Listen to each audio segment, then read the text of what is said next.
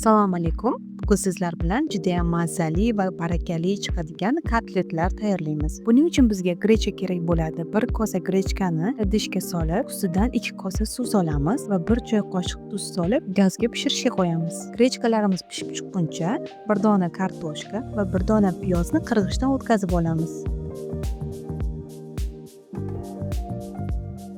Endi pishib chiqqan grechkamizni ustiga 2 dona tuxumni chaqib, blenderda yaxshilab maydalab olamiz. Ustidan qirg'ichdan o'tkazilgan kartoshka, piyoz va ivitilgan nonni solib, tabga ko'ra tuz va murch solib yaxshilab aralashtiramiz.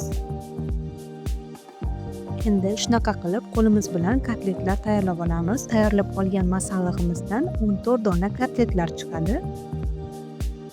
Endi skоворodkaga yog'ni solib, ikki tomonini o'rta olovda qizartirib olamiz.